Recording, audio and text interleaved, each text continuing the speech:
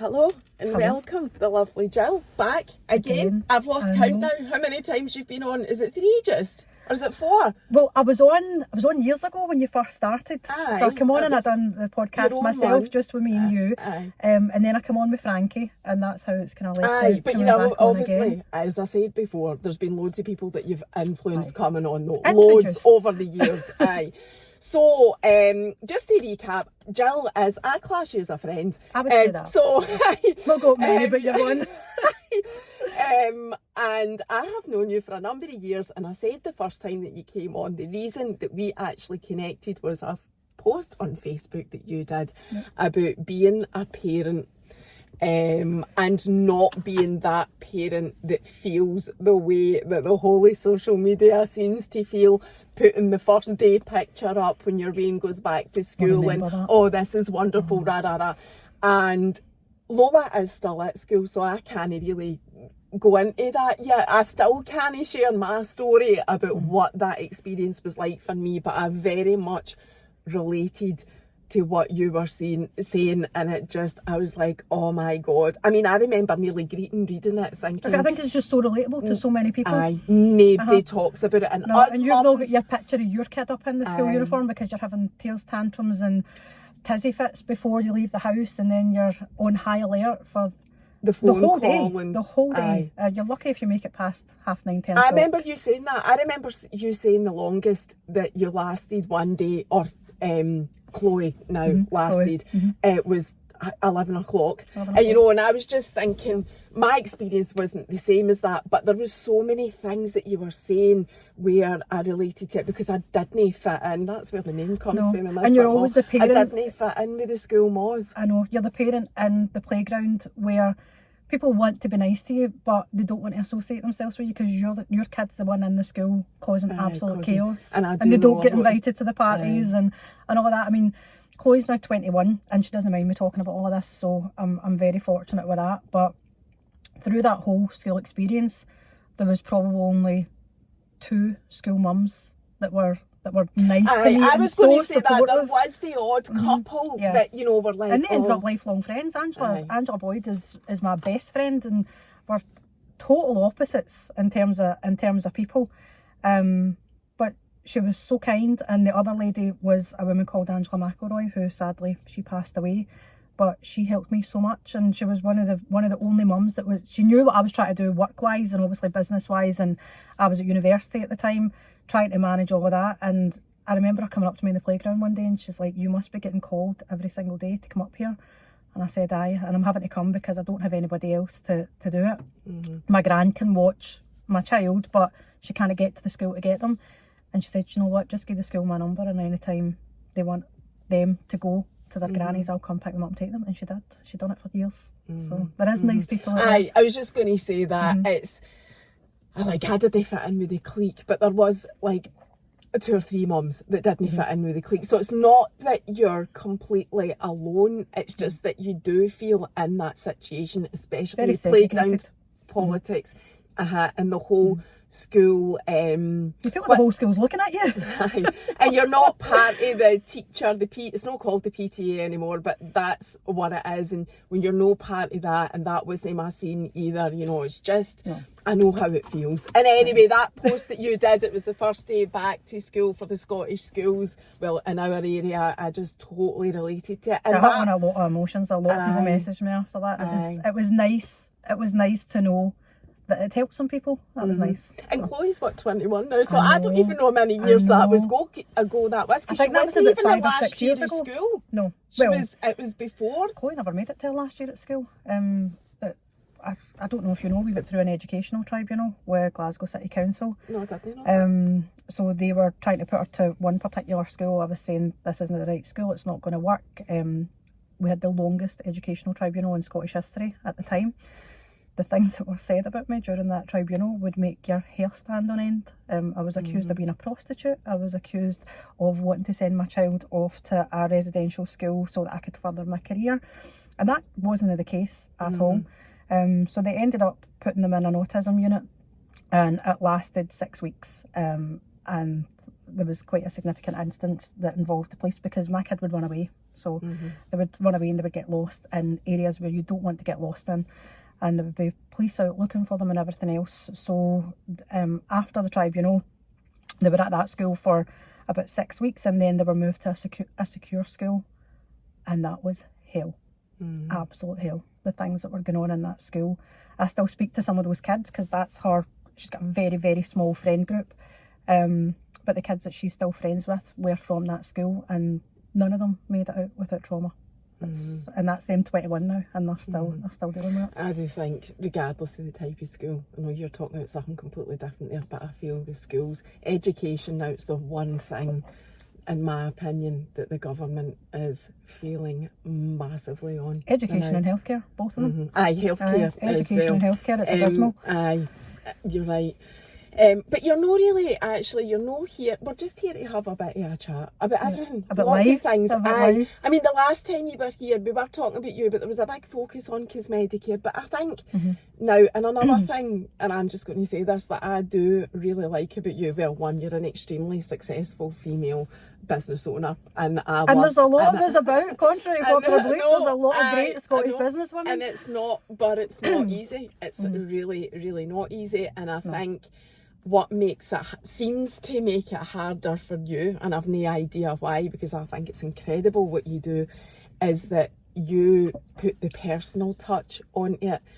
And the reason people don't know that there's a lot of successful businesswomen is because society says that businesswomen should be professional and not be sharing anything on social media and doing whatever bullshit. I don't actually agree with that. I think people want to know who they're dealing with. They want to see the person behind the brand. And I think when you're talking about healthcare, it is such a personal thing, and when people are looking to access healthcare, I know cosmetic is known primarily for cosmetic surgery, but you do so much more. We do so much more, I know and that.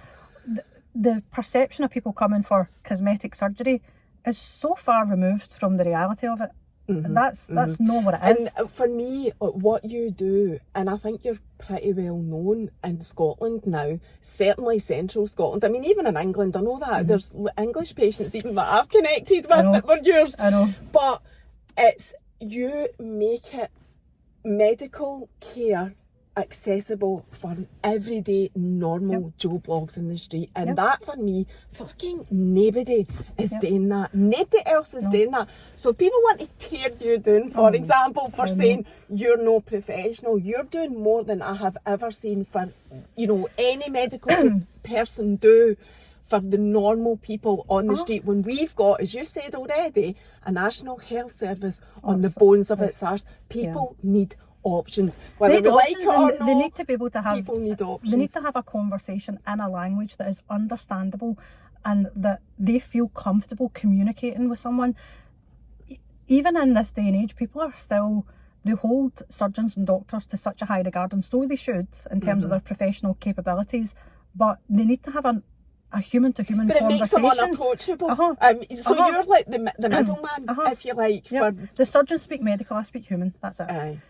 And the hospital, one of the main reasons that I went into healthcare was because at the time I looked at my gran and I was thinking, this was years ago, so my gran died 5-6 years ago, and I was looking at her and going, if she ends up in an NHS hospital, we're going to be in a situation because we're not going to be able to access what we're needing.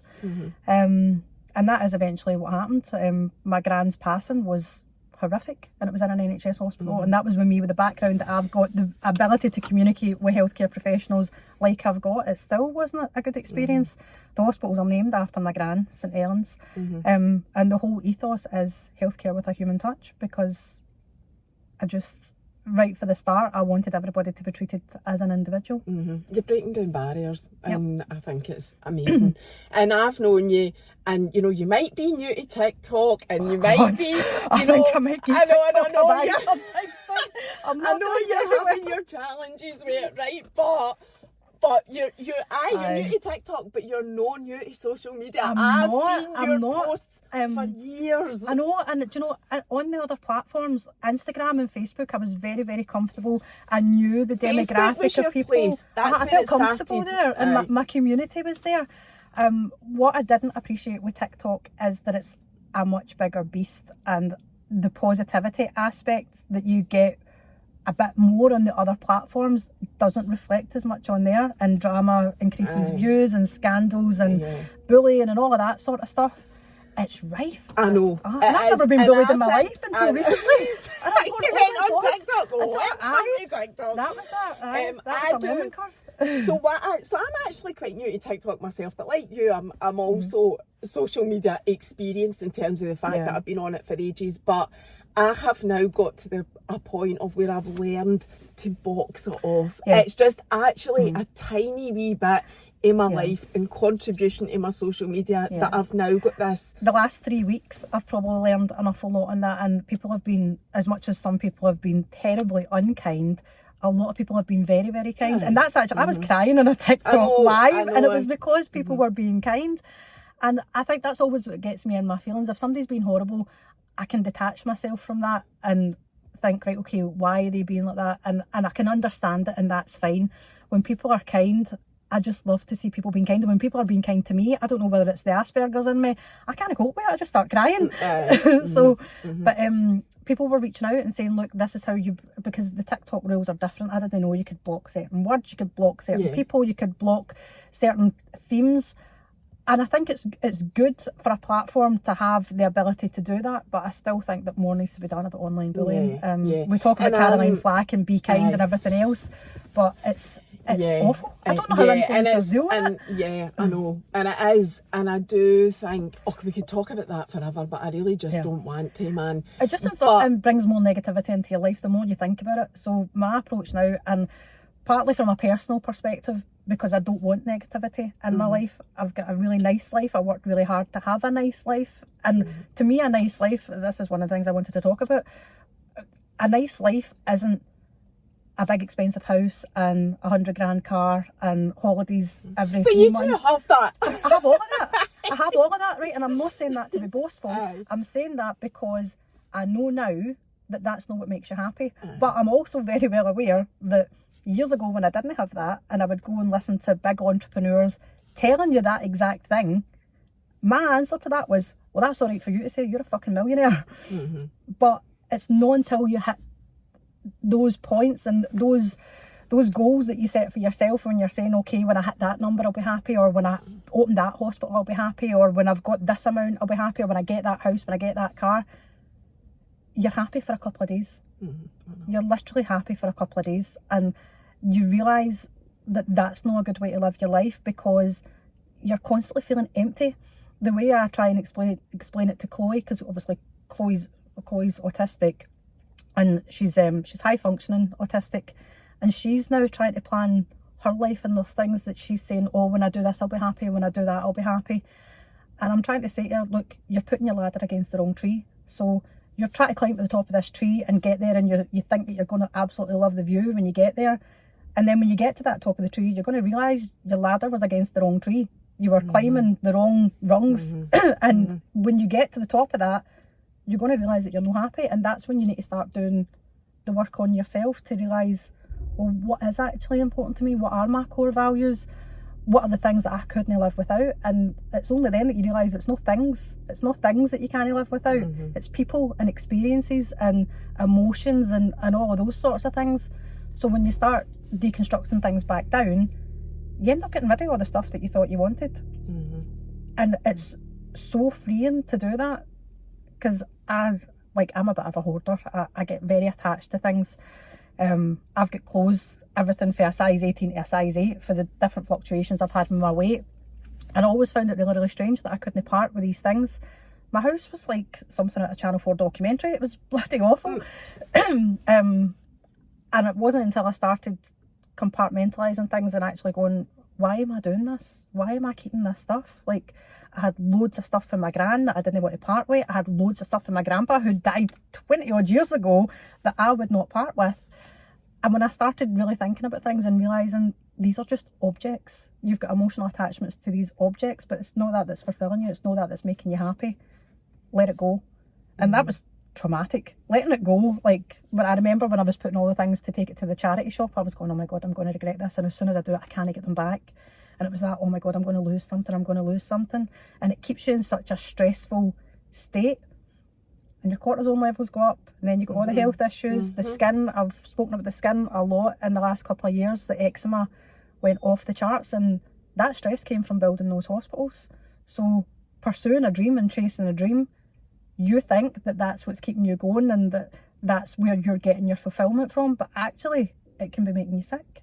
And all through that, people were saying to me, you need to get a work-life balance, this is too much, you're going too hard. My mum was absolutely terrified I was going to take a stroke, because that was how my grandpa went. He was a businessman. Have you still got your mum? Yeah, my mum's still about. Right. My mum's still about. She gave me a wee fright a couple of weeks ago though. Didn't answer the phone for 19 hours, and I got the phone call. And do you know what, that's another thing, that sometimes you need these jerks in your life that snap you back into reality, and you realise what matters. Because when somebody dies, for instance, like when my gran died, I walked about in an absolute daze for months. Absolute daze. I went straight back to work the next day. It was crazy. Didn't give any decompression time, no time to process, jumped straight into planning a funeral. Nearly drove myself ill over the texture of the paper that was going to be the order of service. Like, where your mind goes is absolutely crazy. And you say all these things about how you're going to change your life and take more time for your family and have a better friend group and give time to the things that actually matter in life. But time passes and you forget about it. You end up right back in that rat race again. So the other week, it was about 2 weeks ago, the family chat, my auntie messaged in and she says, has anybody spoken to Carolyn? That's my mum. She's not been on her phone for 19 hours. And she hadn't been well before that. So I'm phoning her house, phoning her mobile, couldn't get it. Left work, which is very, very rare for me, left work and raced to her house. My sister and my brother-in-law and my daughter also all raced to this house. We got there, chapping the door, no answer, let myself in, and right at that point I was preparing myself at the bottom of the stairs for walking in and finding her dead. And I'm like, I'm not ready for this. And the first thing I thought was regret, like so many regrets, like calls that I'd not took for her and getting her off the phone and going, I'm busy, I'll talk to you another time, I'll phone you back in 10 minutes, and never phoning back. And this was only as early as 2 weeks ago. And it's those moments that make you realise you need to prioritise the important things in life. And for me, it's got to be my family and my relationships and the people that I care about. And has that been, so you've had a wee reminder in the last couple of weeks, but has that been something you've been working on for a while? For about a year. So as recent as that? That's quite for about a year. So I won Scottish Businesswoman of the Year with Scottish Women in Business just in November of last year. And I remember getting up on the stage. I wasn't expecting to win it because I'd won it 3 years. I'd won awards for them 3 years running. And I was really just there because I wanted to have a nice meal and celebrate everybody else in the room. That was genuinely why I was there. And I remember when I was walking up onto the stage, all the thoughts and feelings that were going through my mind, because I wasn't expecting it and I wanted to be honest, and I stood on the stage and said, they were saying, well, what are you going to do in the next year? And I'm like, I'm not going to do anything in the next year. I'm not going to build another hospital. I'm not going to continue to chase this growth, having to prove points, having to be the most successful, having to be this, having to be that, because it's not fulfilling me. So what I'm going to do is I'm going to take time for me, and I'm going to sort out my health, and I'm going to try and have somewhat of a work-life balance. And I remember looking out at the audience, who are all business women, and I felt as if I was disappointing them. I felt as if they wanted me to say, right, come on women, let's go and let's keep going and this, that and the next thing. And that wasn't what I was trying to say to them. What I was trying to say to them is, do you know what? You put your whole life into your business, and see when you're on your deathbed, you're really not going to give two flying fucks about your business. You're going to care about all the times you missed and the people that you weren't with and all of those sorts of things. So that's what I was trying to focus on at that time. And it's gotten better. I would definitely say in the last year I've managed to balance things a lot more. I've been less of a control freak. I allow people in the business to do things that they're better at doing than I am, whereas before I was constantly like a helicopter over the top of them going, right, okay, what you doing this. People make mistakes. I make mistakes. You need to give them the freedom to make the mistakes, and it's in those mistakes where you learn the lessons anyway. 100%. I say that all the time. If you're not making mistakes, you're not learning anything. You need to be, and you know, we've all got, nobody in the world, we know this, is perfect. We've all got things that we wished, you know, or not wish that we hadn't happened, because I always say everything that happens for a makes reason. you, and it makes you who you are. So Yep. I totally agree with that. But it's not to say that there's things that have happened that I've no been proud of. Of course there is. Where There's some things I look back and God. go, oh my God, why did I do that? Aye. Or why did I think that was a good idea? I have a call every morning. But not everybody can say that. That's the difference, though. Not everybody can hold their hands up and say, I made a mistake. Aye. I think that comes down to self-reflection, and I think that's something that also comes with age and maturity and being comfortable in yourself. So, like, everybody's got an opinion on everything, right? Yes, and everybody correct. thinks that they would do something better than the person that's done it and fucked it up, right? So, And even if they're sitting on their couch watching Countdown, I don't even know if that's on Yeah. anymore, Yeah. they'd have an opinion I'd have an on opinion. what you're doing. They'd have an opinion on how I built these hospitals or how I run these hospitals, and they've probably never had any experience of hospital management in their life. You do the best. That's all you can do. All you can do is do your best. And the way that I regulate myself, I went for counselling, I'm not going to lie, because I was tearing myself apart about bad decision making, and I'm like, I haven't actually made any terrible decisions. Nobody's died. Nobody has had a serious illness. Nobody has had serious negative consequences. None of that has happened. This is just an escalation because, particularly with social media, you're so worried about anybody saying anything negative about you as a person or your business, even more so in a healthcare industry, because you don't have the right to reply because of patient confidentiality. Even if they're not a patient, you cannot reply and say XYZ. You can't do it. So it's very difficult, and I really think that life's predestined, right? I think your life's planned out for you before you're even born, right? I think the universe conspires to make things happen, and everything is a learning curve, and that's why you're meant to go through the things. I think that's why Chloe's autistic. I think that's why I've got Asperger's. It's for me to learn, for her to learn, for our family to learn. And I think negative experiences that you go through, they're essentially not negative. There's always a positive in everything. You just need to look for the positive and take the positive from it and do better going forward. And that's kind of where I'm at. And it has been a long journey, and I know we're not really here to talk about the business, but you have had a recent experience, and I just think it's worth sharing it, because I know that what you come up against a lot of the time is the price thing with Turkey. Yeah. And you know, everybody, and it is down to that. Let's be totally Of course honest. it is. And I I get appreciate why people go. I get why they take it. And sometimes, like, I've got a saying, you don't know what you don't know.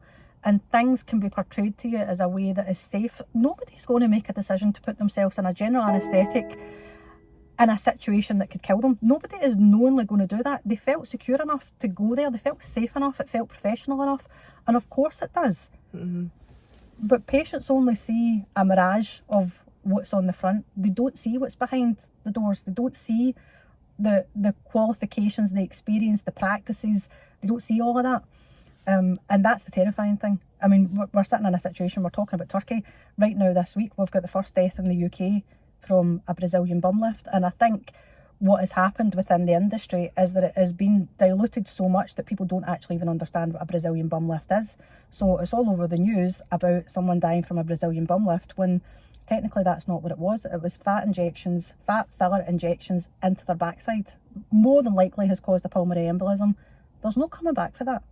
That was done by a non-medic in a converted house. So basically in his back bedroom. So is this like what would essentially be an aesthetics business? Well, yes, but medical aesthetics is the terminology that should be used for that. And medical aesthetics are done by medically qualified practitioners. So nurses, dentists, doctors, surgeons. In the UK, it's a non-regulated industry. So I'm a non-medic. I don't have any experience. I don't have any medical qualifications. I could go on a course tomorrow. I'd do an 8-hour course, completely bugger up that course, and I'll still get signed off. And then the next day, open something in my house with no regulation, insurance that's been signed off, that the insurance company doesn't really even know too much about what I'm doing. And I could start injecting people. I could start injecting people with filler because it's not a prescription medication. Those things are starting to change. The Healthcare Improvement Scotland and the nursing community are trying really, really hard to change things. But I even found myself falling foul of that, because I personally think the horse is bolted with that. And there's so many non-medics with aesthetic businesses and not all of them are bad. Some of them are better than some of the medics that are doing it. And I know I'm going to cause issue in saying this, but that's the truth. The problem is it's an unregulated market, so they're not regulated by Health Improvement Scotland. The qualifications that they're getting in the training courses that are going on are not to medical standards. I personally believe that if there was equal regulation across the board and there was a benchmark for what's required for premises, for training, for insurance, for continuous professional development, if the priority really is patient safety and it's not about protecting profits for a certain section of the industry, that's what everybody should be arguing for. And I know they might not say it, but there's a lot of medics that agree with me on this, a lot of nurses agree with me on this. But I also recognise that the alternative opinion is that it should only be medics doing these procedures, and I can completely understand the reasons for that, and I agree with that as well. I just can't see a way in which we can turn back the clock. It's gone too far now, and it's huge. Yeah. It's huge. And I think if it was to be banned for anyone other than medics, it's just going to go underground. Aye. And that's even more dangerous. Yep, correct. So, do you think they will ever regulate it in any way? I hope so. I would like to think plans or whatever. They've been talking about this for over 8 years, Mary. They do seem to make a bit of headway, but then what happens is the government changes. So then you get a different health minister and they're back to scratch, and whether they prioritise it to the same severity as the previous one, they're just constantly up against it. I really feel for the people that are trying to fight this fight, and I'm not involving myself in that fight because I'm not qualified to be talking on that subject. I'm not a medic. Aesthetics equates for less than 2% of our business. We're surgical specialists, we're a hospital, and I think sometimes that's what people don't understand. They don't understand the difference between a Botox and filler clinic and a hospital where you're putting people to sleep. The regulations that we fall under, the scrutiny that we fall under, the inspections that we go through, for anyone to ever insinuate that Cosmedicare or any other business in Scotland similar to Cosmedicare are flippant about patient safety or patient care, they're ill-informed, because Health Improvement Scotland, as much as they've got their issues in regulating the non-surgical aspects of the industry, they're very much on top of the hospitals, and that's how it needs to be, because the risk factors are on a different level, so they need to be. And the whole Turkey thing, you have explored that yourself. I did. And how much can you say about that? I can tell. Aye. So a way back, there was a girl who passed away. Her name was Shannon Lowe, and Shannon passed away in the middle of having a gastric band in Turkey. And the story... When was this? How have we not heard This was about last year. Oh no, it was all over all the news. It was Right. all over all the news. And I've spoken to Shannon's mum, and I'm sure she'll be fine with me talking about this, because she was fine with me talking about it on TV. Shannon had inquired at Cosmedicare, and we had said that she didn't meet the criteria for surgery. And a week later, she went to Turkey. The story of Shannon was absolutely horrific, and I'm not going to go into it. She'd had a call with us, and she didn't meet the criteria, and I've got a band, so I spoke to her about the pros and cons of a band and everything else, as I do with so many other patients.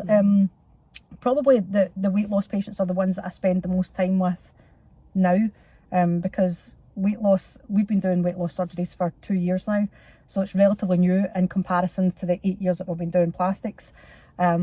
And we really want to make sure that we've got the pathway right for the weight loss patients. We spoke about this when I was in the car with Frankie. So I spent a lot of time speaking to her on the phone, and my understanding when I came off the phone to her was that she was going to go for a consultation in a hotel in Edinburgh with a Turkish company. That happened. Subsequently, she went on, she had the surgery, and she passed away. The experience that Shannon's mum and Shannon's auntie went through was, you wouldn't believe me if I told you. And that's their story. They need to be able to speak on that, and our mum's not ready. I don't think her mum will ever get over that. It's just horrific. It was so bad. So I ended up on, it was either Dispatches or Panorama, and then on the One Show after it. And I was contacted a couple of days after that by the biggest provider of healthcare in Turkey, and they wanted to come and see us. They wanted to invest in Cosmedicare, and my automatic answer was, absolutely fucking not. I've just been on the telly bashing yous, and you think I'm going to entertain a conversation with you? But my business partner said, no, look, wind it back, have a conversation. knowledge is power. Let's see how this kind of plays out. So they come over, they seen us, then we went over, we seen them. It was very insightful. We spent 3 days over there seeing all the different aspects of their hospitals. And what did you think? You're not mentioning any names anyway, but so there was pros and cons. One of the things that I did think they did very well was how they managed their volumes. I liked the technology that they had in their hospitals. We've seen examples of, so the Turkish healthcare system's slightly different. They don't have an accident emergency. It's like coupons that the government give to the hospitals to care for the general population. But what people don't understand is that Turkey is quite an impoverished country. So a surgeon is getting paid like less than £1,000 a month. Is that why it's so cheap? That's why it's so cheap. Right. So it's one of the reasons why it's so cheap. I've never been to Plus Turkey. the Turkish government give rebates to healthcare providers, particularly for tourism into the country, so for medical tourism. So the hospitals get to claim back the flights, the accommodation, certain parts of VAT, which you can't do So here. the government's actually So the government are pushing it. subsidising because it's given an influx of tourists into the Right. country, and they've built a whole industry over there. Right. One of Turkey's biggest GDP income generators is medical tourism, and it's not just for plastics; it's for lots of different disciplines.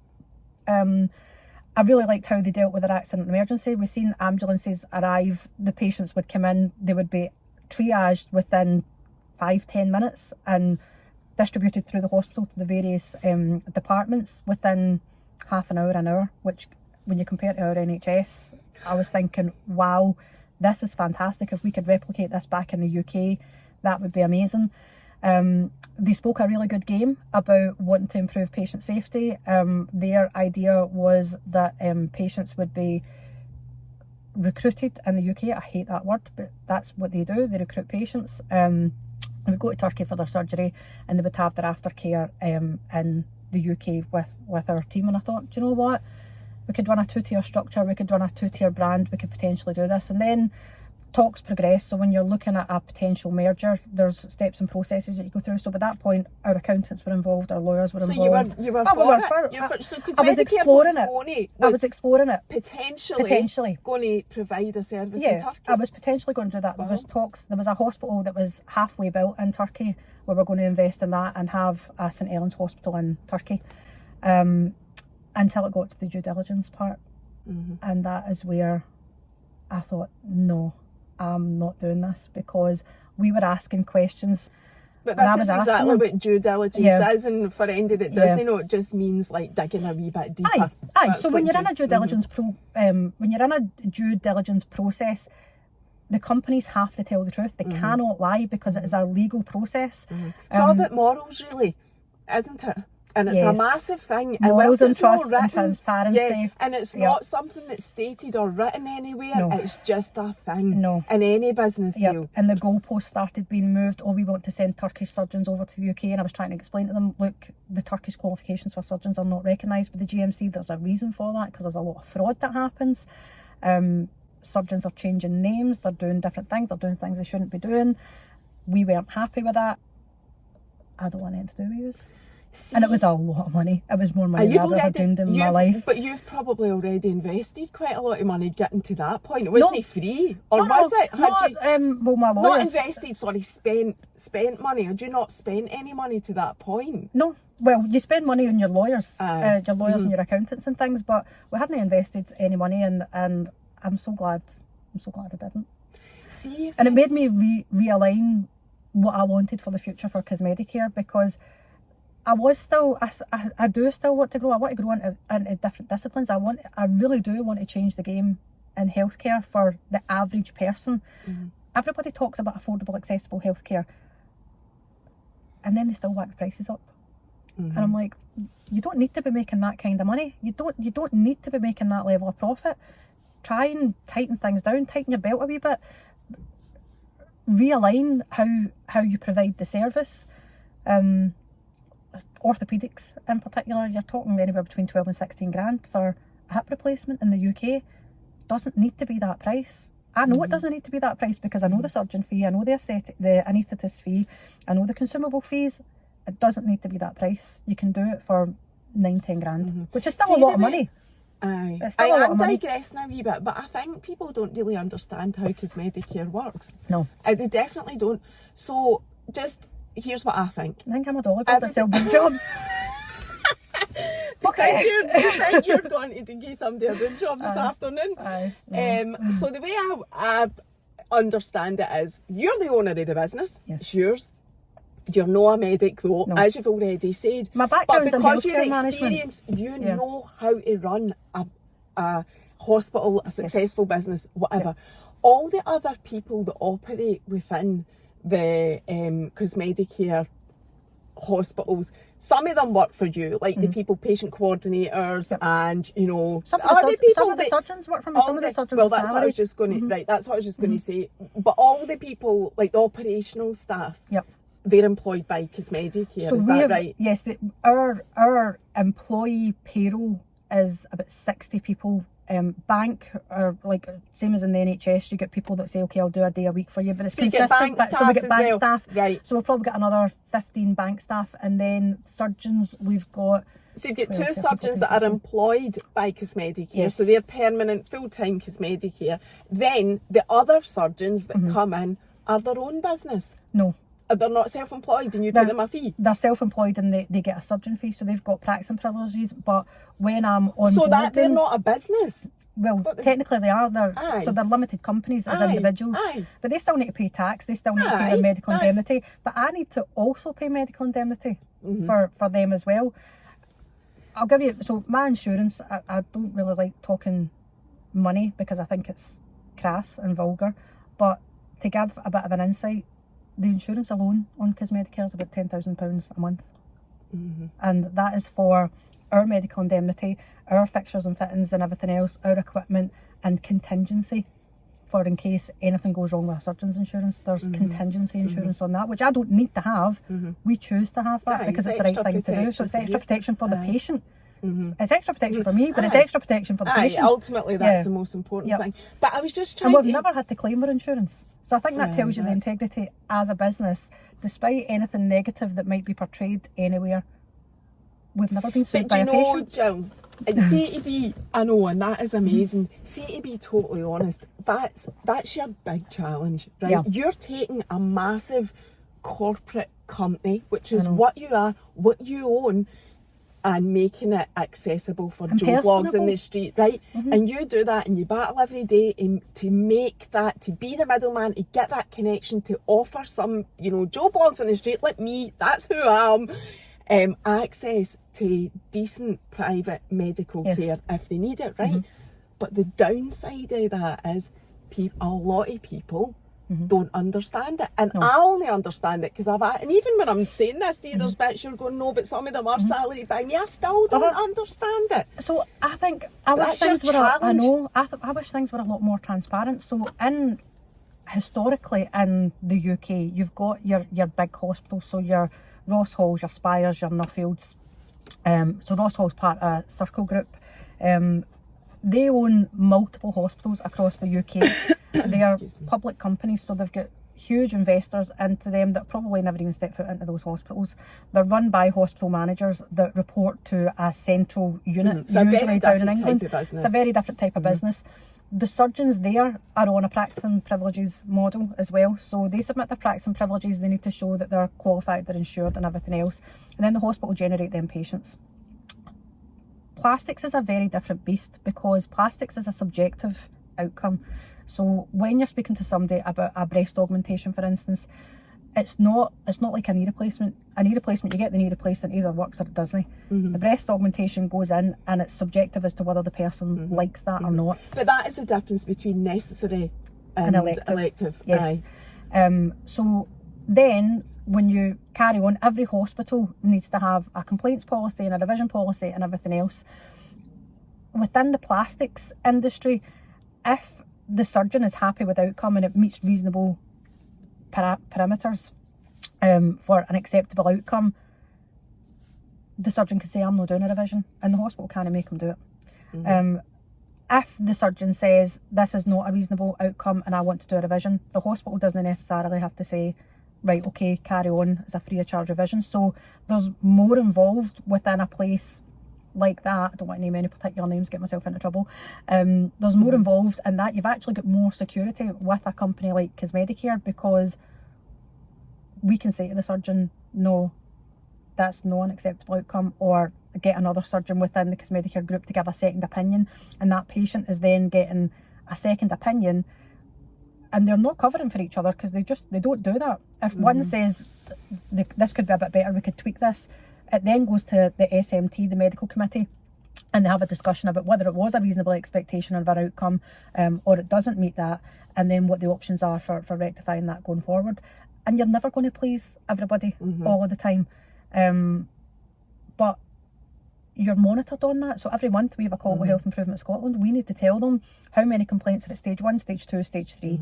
You do get complaints. Like, of course you're going to get complaints. You're going to get complaints when you're doing the volumes that we're doing. There's 12 surgeons operating in there, and there's hundreds of procedures every month. So there's going to be people not happy.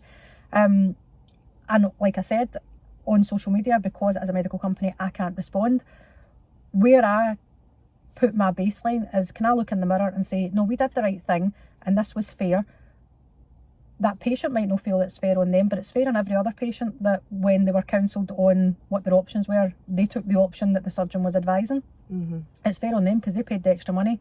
So otherwise, what stops someone coming and having a breast augmentation at £5,450 when they were told you would be better with a breast implant and uplift, which is in the region of £9,500, but they've just went for the breast augmentation, said I'm not happy, and then want a free revision to an uplift and implant? That's no fair on the person that has paid for the uplift and implant.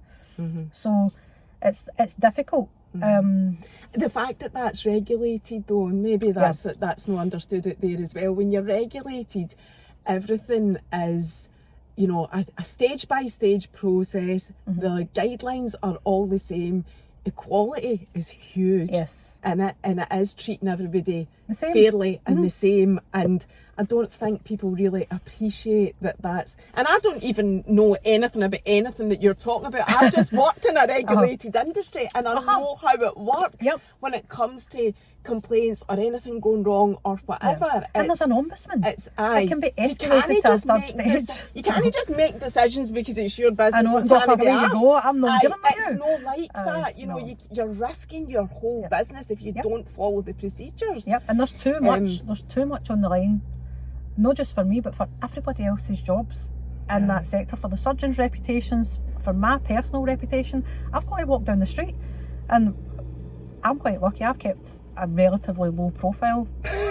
No. You did maybe up until, I don't know when. Look how sunny it's getting. I'm sure it'll be alright on the camera. We've got 15 minutes. I've kept a low profile, and I think that's because I want a private life. It's getting harder and harder to do that, and that's something I don't like. Because when you go public on social media, again, a fact to life is, whilst I do not agree with it, but it is a fact of social media life, people want to know absolutely everything about you and go to the most crazy lengths and extremes to find it out. It is off the scale.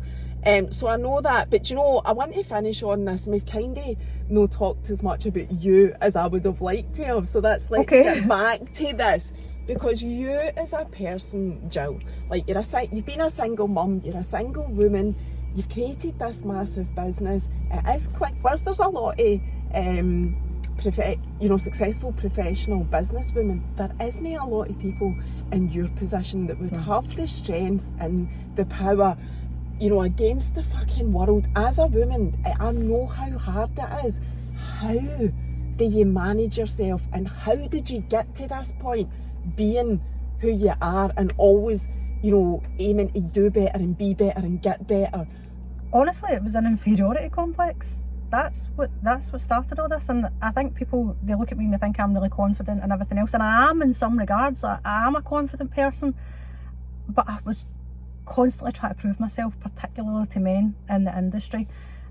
Opportunities, when I was an interim hospital manager at the hospital that I actually started Cosmedicare from, and they weren't giving me the opportunities because they seen me as a single mum, too young, didn't like the accent, I was for the wrong side of the country, and I was so desperate to prove my worth to them that I was obsessed. I was absolutely obsessed. It was the same thing with the business degree and then the MBA after it. I was obsessed with getting a dissertation. It had to be a first-class dissertation, and I think that's where the Asperger's kicks in. You go down a rabbit hole. It becomes the obsession of the time, and you just cannot see anything. You've got total blinkers on. Nothing else matters. Like, I remember when I was doing my MBA, again, my gran, she was instrumental in that, because my MBA was in Stirling, and I had to go to Dunblane. I lived in Dunblane for a year to do that MBA. I left my child with my gran, and I was only coming back at the weekends because they were being homeschooled. No school would take them by that point, so I didn't need to worry about the school run. There was no school run today. And I went off and done that, and the criticism that I got from that, from people close to me. And I remember my mentors at the time saying, look, there's something different about you. And I knew it was the autism. I wasn't telling them that, but I knew. They said you need to channel out all the noise, and you just need to focus on what you do and give it 100%. And that's what I done, and it became an obsession. And then when I went to run the Edinburgh clinic and I wasn't getting the opportunities, I thought, there's this saying, if opportunity does not kick the door down, right? So that's what I did, and I've weaved and wove different ways to get into things and made people believe in me. The surgeons believed in me, and I only needed 2 surgeons to believe in me. It was Will Anderson and Dan Widdowson. They're still with me to this day, and they back me to the hilt because they know me as a person. They give me the confidence. They say, right, you're doing the right thing, medically compliant and everything else, you're doing the right thing, so push. Chan, who's my business partner and a mentor, he's always in my court, because you need cheerleaders. Gabriella keeps me so right. She's like an absolute angel on my shoulder. You need a team round about you that will keep you up. That this journey is like a bipolar journey. Sometimes you're flying high as a kite and everything's amazing and it's so great and you're making these changes and everything else, and then you're so low that you go, oh my god, I could just go and jump off a fucking bridge, like I'm done with this. But it changes in the flip of a dime, and keeping your head focused. Meditation's a big thing for me. You've been talking about that recently, and I find that quite unusual to hear you say that. I know, because I've never heard you talking like that before. You don't expect that. I mean, I used to go to India like frequently and go to meditation resorts. Honestly, Barry, see if I showed you pictures, you're not allowed to take pictures in these places, but I've seen myself in maroon robes dancing around the Buddha Grove to Heidi music. You would not believe it. You'd think there's not a hope in hell that she would be doing that. But it grounded me. It helped me find my core. It helped me find where I'm balanced, and that's where I need to be. I need to be in that alignment so that my head can focus with everything else. So it's always about bringing it back to that, and for me that's about keeping a calm head, staying positive, surrounding myself with the right people, making myself be in the right environment, blocking out all the noise and staying focused. And when you can do that, and everybody can do it, you just need to work at it. When you can do that, what you're capable of, you can do the impossible. Anybody can do the impossible, right? And some people disagree with me. Some of my mentors say, no, anybody can do this. Maybe no, do anybody this. has the potential. Anybody has the potential to do what they set their mind to do. If you are relentless and I'm going to do that, I don't care who's telling me no, I can't. I don't care who's chucking negativity at me. I don't care what obstacle comes in my way. I'm going to rally right through that, and I'm going to do it. You just need to keep going. Just keep going and don't listen to them. And you'll get there. It might not be an easy journey. There might be catastrophe run about you. But keep going, you'll get it. You will get it. Have you been like that the whole time? Or is this quite new to you? No, this is how I got expelled out of all the schools. So the keep going thing, the whole mentality about keep going is inbuilt in your being, right? But the actual therapies that you've had, and when I say that, I'm talking about the people supporting you. I'm not talking about just going to counselling or the counselling was more recent. The counselling has only been in the last year and a bit. And I only went to the counselling for my skin, because my skin was out of control. I was on steroids. I was landing myself in the hospital. It was awful, and it was through stress. That's what it was. I mean, I've got ectopic eczema. I've had it since I was a baby. I used to be in and out of the hospital when I was a kid, but it had cleared up. It only peaks in times of stress. This started again when COVID came. I caught COVID. It totally buggered up my immune system, and I never really recovered from it. So I was trying to, and I really believe that you can heal yourself from some things that not everything, you can heal yourself from some things internally. From the inside. From the inside out. And it has, things have started getting better as I've got calmer again. Because at the start of the year I was away up here, like fleeing again on, I'm going to build this, I'm going to build that, I'm going to build another hospital, I'm going to build a place in Turkey. No, you're going to sit there, you're going to do what you do, you're going to do it well, and you're going to be the best at what you do, and you're going to be happy with that.